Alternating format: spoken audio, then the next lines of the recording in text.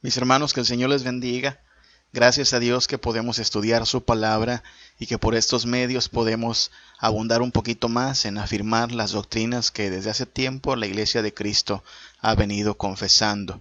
Que el Señor bendiga a nuestros alumnos del Seminario Teológico Presbiteriano San Pablo y asimismo que el Señor bendiga a mis hermanos de la Iglesia Príncipe de Paz de María Luisa en Mérida, Yucatán.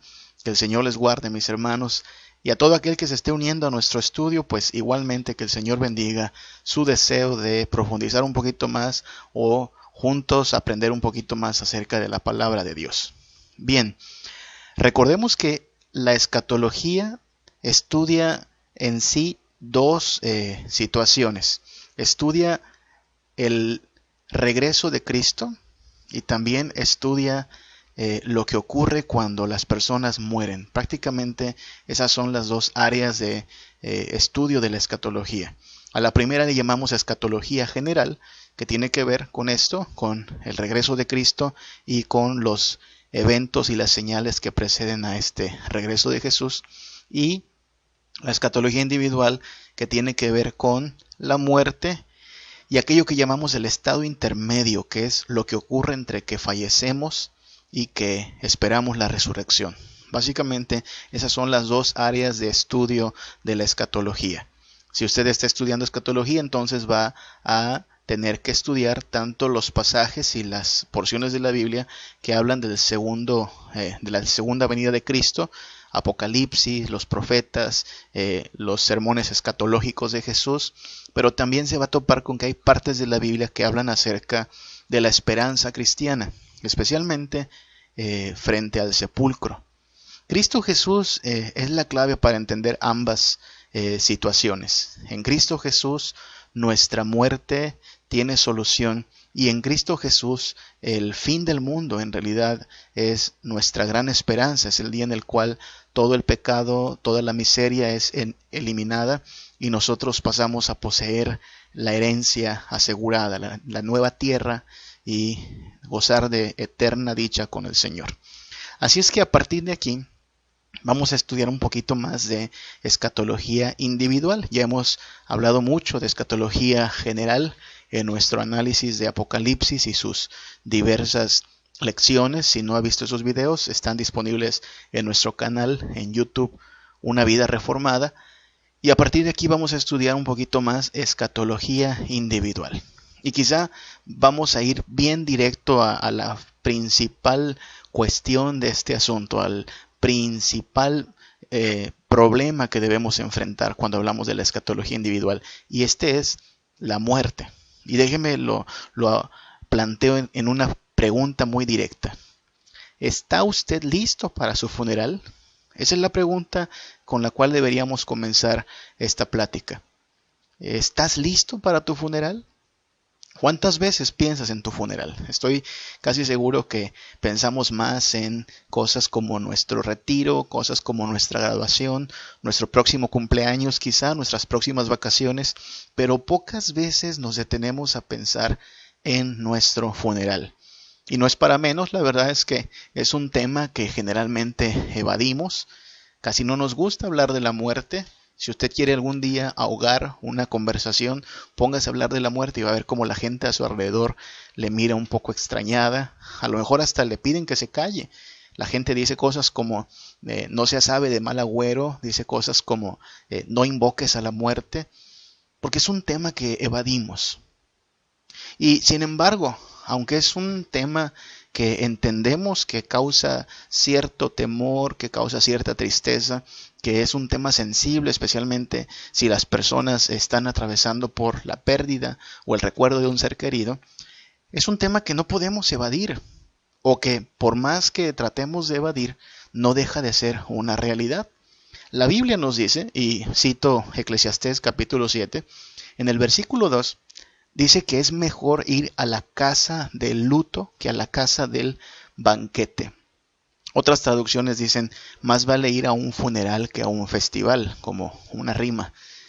Y de ninguna manera está hablando en términos absolutos, es decir, por supuesto que si a usted le invitan a una fiesta, vaya, aproveche, es un momento para celebrar con gente que amamos, Pero lo que está diciendo este pasaje es que ir a un funeral, el día que nos toca ser convocados para ir a un funeral, no lo veamos como algo que podría ser una pérdida de tiempo o como algo que no podría ser de provecho para nosotros. En realidad, pensar en la muerte, enfrentarnos a la realidad del sepulcro, puede resultar de mucho provecho para nosotros. Dice este mismo versículo que aquello, es decir, la muerte, es el fin de todos los hombres y el que vive lo va a poner en su corazón. Si usted ha asistido a un funeral, sabe que es verdad esto. En algún momento entre que está pues dando sus condolencias a los que están de luto, en el momento en que puede hacer memoria de quien está ya ausente, usted ha pensado en la muerte. A lo mejor ha pensado en lo frágiles que somos, a lo mejor ha pensado en lo rápido que se va la vida, a lo mejor en el panteón pudo hasta admirar algunas de las tumbas y hacer cálculos entre la fecha del nacimiento y la fecha del fallecimiento y darse cuenta que somos tal como la Biblia dice, como una neblina que pronto se disipa, que somos como la sombra del día, que somos como la hierba que es cortada por la mañana y para la tarde ya se marchitó. Y eso terminó siendo algo bueno, porque nos enfrentamos con la realidad y es importante tener presente esta realidad, porque la muerte es eso, es una realidad constante. Todos los días muere la gente. Según la estadística que yo tenía, a lo mejor hay que actualizarla, pero no dudo que haya variado un poquito. Cada 3 segundos muere una persona en el mundo entero. Tan solo en lo que usted mira este video, mucha gente ha pasado ya a la eternidad, está pasando a la eternidad. Y una de estas ocasiones será la nuestra, será la de usted, será la mía. Es una realidad constante la muerte. En estos tiempos de pandemia nos hemos acostumbrado incluso a que cada noche o cada emisión de noticias se hace un conteo de los fallecidos. Y esos fallecidos no solo son números, no solo son estadísticas, son personas que dejaron de existir en este lado de la historia, dejaron una familia, un hogar, hijos, una esposa, un esposo. Es una realidad constante. Y por eso mismo la Biblia nos dice que es sabio pensar en esta realidad. El versículo 4 de Eclesiastés 7 dice que el corazón de los sabios está en la casa del luto, mas el corazón de los insensatos en la casa en que hay alegría. Nuevamente, no significa que debamos decir no a las invitaciones a las fiestas y que debamos solo ir a funerales. La forma en que está escrito este pasaje es para hacernos entender que es de sabios pensar en la muerte, es de sabios tener conciencia de lo frágiles que somos, lo limitados que son nuestros días, porque tienen una cuenta nuestros días, tal como hubo un día de nacimiento, habrá un día de sepulcro, y los sabios tienen esto en cuenta. El insensato, no es que ir a las fiestas sea de insensatos, pero tratar de hacer como que la vida es solo un carnaval, como que hay que vivir nada más y gozar sin prepararnos para lo que vendrá, no es muy sensato que digamos. Ya Jesús habló de un hombre en una de sus parábolas que hacía planes como si tuviera la vida asegurada, que iba a derribar sus graneros para construirse todavía más, que estaba haciendo planes como cualquier empresario, pero el Señor le recalca que esta noche le iban a pedir su alma. Cualquiera de nosotros podríamos estar en esta situación, haciendo planes de aquí a 12 meses, de aquí a 6 meses, de aquí a cuando termine esta pandemia, de aquí a cuando me pueda casar, cuando me pueda graduar. ¿Tú qué sabes si vas a vivir mañana? Tan solo, ¿qué sabes si podrás llegar al final de este video? Vaya, los sabios no es que sean fatalistas, pero es de sabios pensar en la realidad del sepulcro. Y es de cristianos también. Porque los cristianos entienden que Cristo Jesús le ha dado solución a la muerte. No ha borrado la muerte del mapa. La muerte es parte de la agenda de todo ser humano, pero ha puesto solución a la muerte. El que está en Cristo, aunque esté muerto, vivirá. Y por lo tanto los cristianos pueden vivir vidas lo más tranquilos posible, lo más libres de afanes y ansiedades, no tratando de ganar el mundo porque es imposible ganar este mundo, no distrayéndose en la vanagloria de la vida porque de nada tiene sentido invertir en lo temporal, sino ocupándose de su vida cotidiana, haciendo todas las cosas para la gloria de Dios y también preparándose para cuando haya que abandonar esta parte de la historia y trasladarnos a un lugar mejor si estamos en Cristo. Esa es nuestra esperanza. Mientras tanto, entonces, debiera ser muy importante hablar de estos asuntos. Debiera ser muy importante tener en cuenta asuntos como la muerte, porque esta breve transitoriedad que llamamos vida es determinante para lo que vendrá en la eternidad. A veces nos preparamos más para esta vida, nos preparamos para las empresas de este mundo, los proyectos de este mundo, pero no nos preparamos para la eternidad. Muchos padres están de hecho cometiendo el grave error de criar a sus hijos para tener éxito en lo temporal, una buena carrera, hacerse de una buena casa, un buen auto, una bonita familia. Todo eso está bien, pero hay algo más importante que eso. Todo lo que en este mundo podamos acaparar es temporal. El Señor nos llama a hacer importante hincapié en las cosas que son eternas. De hecho, este pasaje dice algo también que es a primera vista difícil de entender. Eclesiastés 7:1 dice así: mejor es el día de la muerte que el día de nacimiento. Esto puede parecer raro, ¿no? ¿Qué me dices? ¿Por qué hablas de esta forma? Quien sea que haya escrito este pasaje, como que no piensa de una manera coherente. No es normal pensar así. Pregúntale a cualquier padre y él te dirá que el día que nació su hijo fue un día de alegría. Ese día estábamos contentos de tener a nuestros hijos con nosotros. No estoy pensando en el día del funeral de mi hijo. No quiero que mi hijo muera. Quiero verlo crecer, quiero verlo alcanzar sus metas.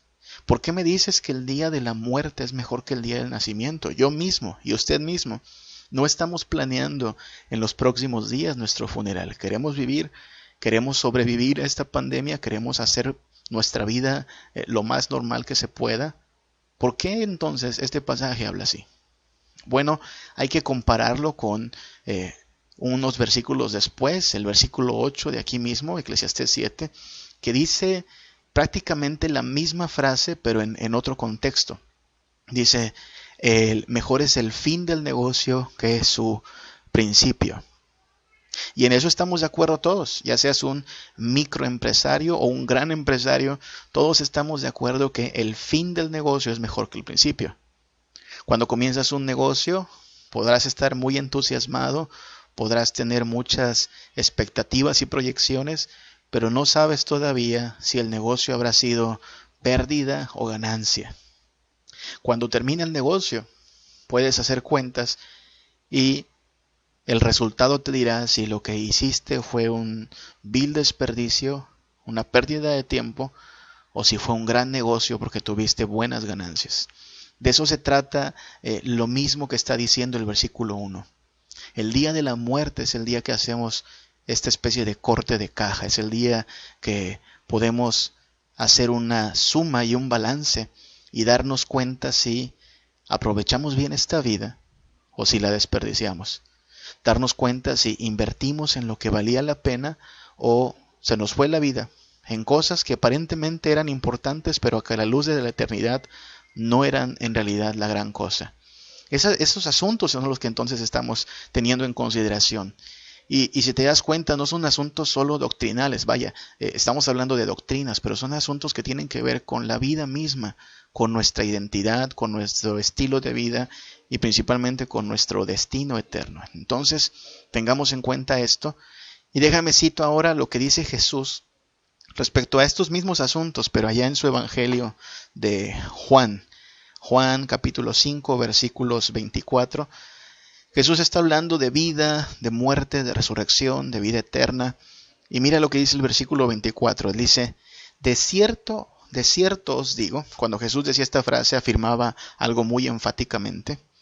El que oye mi palabra y crea al que me envió, tiene vida eterna. Y no vendrá a condenación, mas ha pasado de muerte a vida. Nota que Jesús está hablando de vida eterna. Y está condicionando la vida eterna. No todas las personas tienen vida eterna, sino solo aquellos que oyen su palabra y creen al que le envió. Si alguien espera entonces tener vida eterna, tiene que creer en Cristo y someterse a su palabra, a su señorío. Esto ya echa por tierra muchas ideas que hay comunes respecto a la vida y respecto a la muerte. Si alguien piensa que después de morir reencarna en otro ser, ya sea un ser humano o un ser animal, Jesús le está diciendo, no, no es así. Solo hay dos cosas hacia el final, o vida eterna o condenación. No hay reencarnación.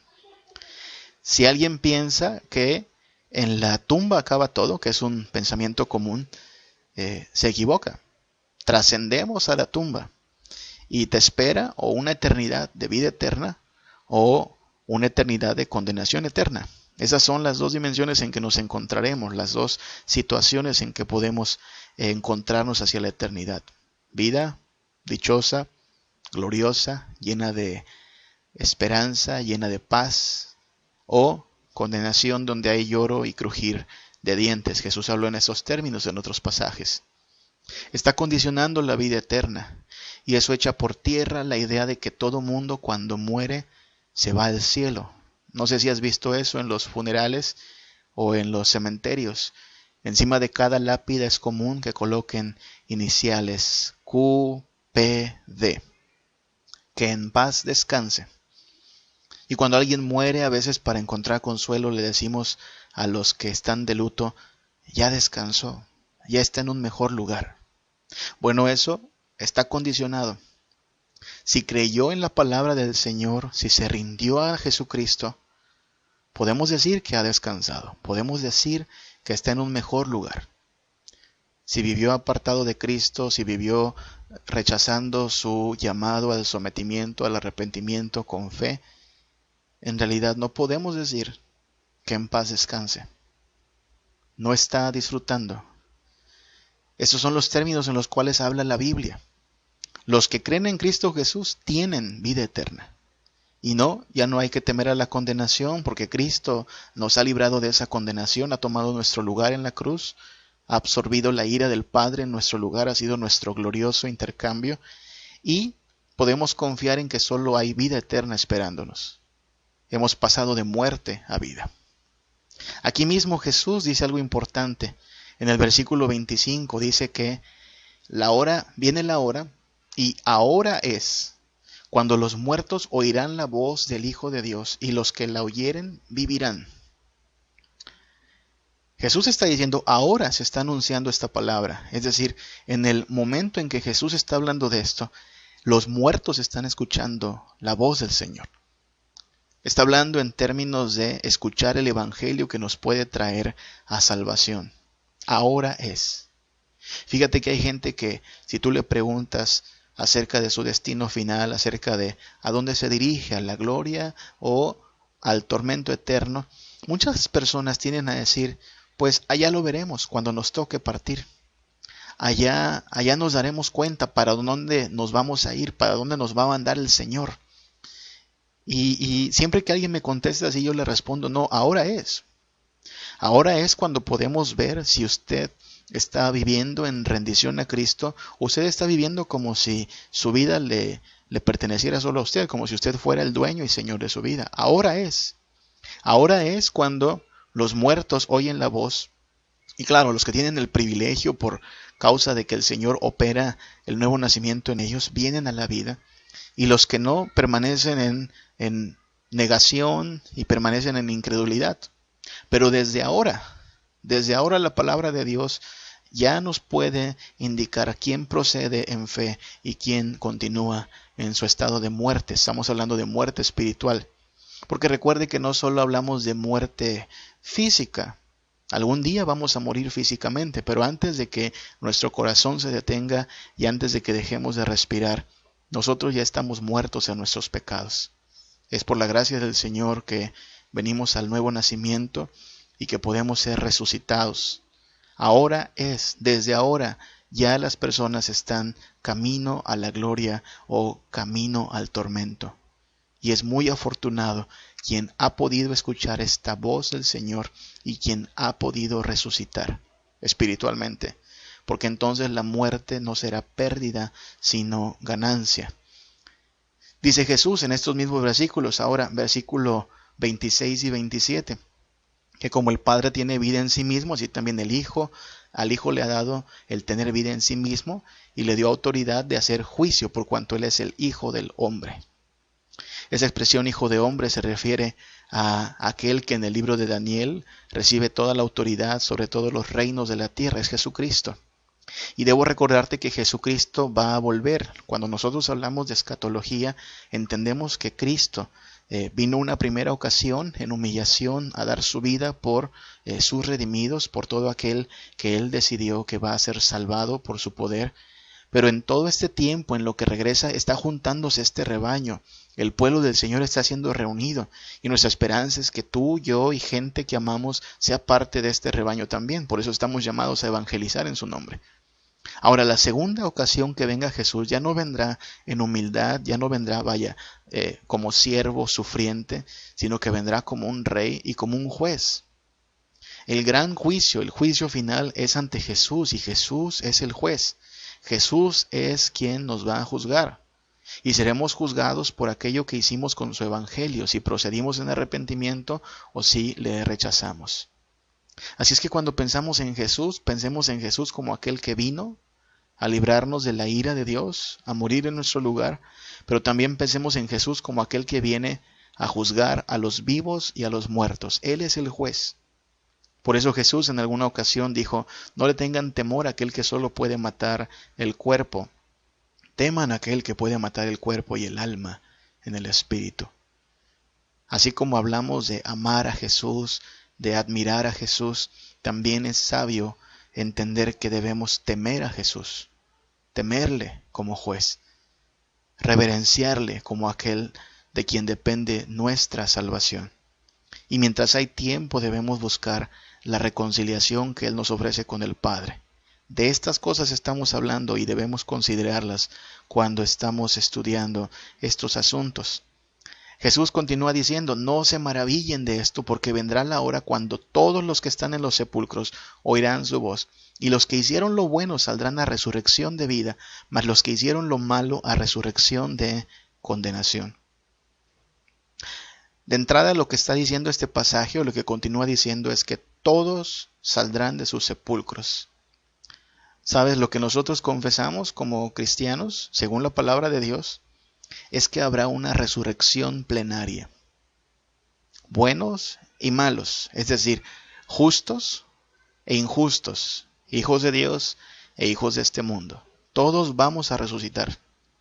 Sin embargo, según este mismo pasaje, unos saldrán a resurrección de vida y otros saldrán a resurrección de condenación.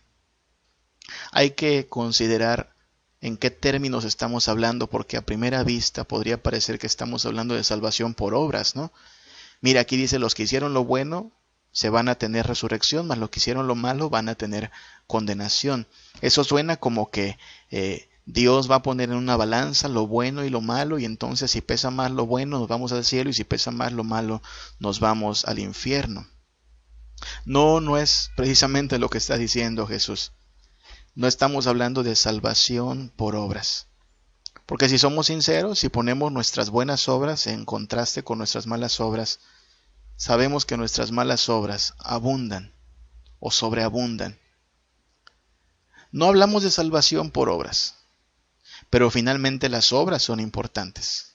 Recuerda que en Cristo Jesús las obras perfectas de su obediencia nos son atribuidas a nosotros. Es decir, si se abre el libro, el récord de los creyentes, el récord de los creyentes dice que son perfectamente obedientes a la ley de Dios. Cada creyente está en una condición de perfección delante de Dios, perfecto en obras, pero no porque sus obras propiamente sean las buenas, sino las obras de Jesús que vivió en total sumisión al Padre, le son atribuidas, le son imputadas. Y nuestros pecados horrendos, miserables, asquerosos, fueron imputados a Cristo en la cruz. Sí, las obras son importantes, pero lo que ocurre en el Evangelio es que hay un intercambio de obras. Nuestras obras perversas son castigadas en Cristo y sus obras perfectas nos son atribuidas a nosotros. Otra forma de decirlo está aquí en Corintios. Segunda a los Corintios 5:21 nos recuerda que aquel que no conoció pecado, por nosotros fue hecho pecado. Es decir, Jesús se convirtió en todo lo que nosotros éramos, se hizo despreciable para que nosotros pudiésemos ser hechos justicia de Dios en Él. Por eso la única alternativa para huir de la ira eterna es creer en Cristo Jesús y en este acto sustitutorio que obró en la cruz del Calvario. El Hijo de Dios, perfecto, inmaculado, obediente en todo a la ley del Padre, tomó nuestro lugar, absorbió la ira, sufrió el infierno mismo que nosotros debimos haber padecido, y su perfecta justicia nos es atribuida a nosotros cuando creemos por la fe en su Evangelio, cuando le reconocemos como nuestro Señor y Salvador. La misma Biblia nos dice en 1 de Pedro 3:18 que Cristo padeció una sola vez por los pecados. Una sola vez, es un sacrificio perfecto y eficaz. El justo, nota eso, el justo por los injustos. Él que nunca habló una palabra de engaño, Él que siempre fue santo, Él que es perfecto en todo. Por ti y por mí, que éramos todo lo contrario. En ese acto de sustitución se encuentra nuestra esperanza. Por esa razón, cuando venga el día del juicio, no debemos temer a que los libros sean abiertos. ¡Ay! ¿Qué va a haber ahí? Todo mi récord de pecados, todas mis malas obras sucias y perversas. Tranquilo, eso lo sabe Dios, pero eso fue castigado en la cruz del Calvario. Lo único que habrá en esos libros, en el libro de la vida, es que cada hijo de Dios fue justo, como solo Jesús es justo. Porque esa perfecta justicia de Jesús les ha sido atribuida, les ha sido otorgada, regalada. El justo por los injustos, para llevarnos a Dios. Todo pecado, entonces, si lo queremos ver de esta forma, todo pecado termina siendo castigado, ya sea en el infierno ardiente o en la cruz de Cristo. Los cristianos confiesan que en esa cruz de Cristo nuestros pecados han sido clavados, que el Cordero pagó el precio de nuestra salvación. Si no es en la cruz de Cristo, entonces tendremos que hacerle frente a nuestra culpa y tendremos que cargar con las consecuencias eternas en el infierno. Esas son las únicas dos opciones. Y cuando pensamos en la muerte tenemos que pensar en estos términos. ¿Estoy listo para mi funeral? Y no estoy hablando solo en términos de si ya pagaste tu ataúd, si ya dejaste tu testamento en orden, si ya dejaste libre de deudas a tu familia. Eso es bueno, que honorable y que sabio que tomes previsiones para que tu familia no pase por estos apuros. Pero me refiero a la eternidad. ¿Has creído en el único que te puede librar de la ira venidera? ¿Estás listo para presentarte ante el gran juez y que se abran esos libros? ¿Con qué tranquilidad estás viviendo si la eternidad no ha sido resuelta? Y si la eternidad ha sido resuelta, no hay motivos para afanarnos en esta vida. Hay dificultades, hay enfermedades, quizá nos toca padecer esta pandemia, quizá nos toca decir adiós a algunos seres queridos. Pero todo aquel que tiene su esperanza en Cristo sabe que la muerte termina siendo ganancia, precisamente porque la muerte no es el fin, sino apenas el comienzo de la transición hacia una mejor dimensión de existencia. Estamos cada vez más cerca del regreso de Cristo y en la muerte estamos cada vez más cerca de la renovación de todas las cosas. Seguiremos hablando más de estos asuntos, pero por ahora vamos a dejarlo hasta aquí. Puedes encontrarnos en nuestras redes sociales, puedes encontrarnos en Instagram, Facebook, en Blogspot. También tenemos algunos episodios en Spotify y estos videos en nuestro canal de YouTube, siempre como Una Vida Reformada. El propósito es compartir la palabra de Dios, edificarnos unos a otros y considerar que mientras estamos en esta vida, hay tiempo para buscar al Señor, hay tiempo para reconciliarnos por medio de Cristo. Preparémonos, el Señor está cerca y cada vez está más cerca también la redención de aquellos que han puesto su confianza en el Señor. Que el Señor nos bendiga, que el Señor nos guarde.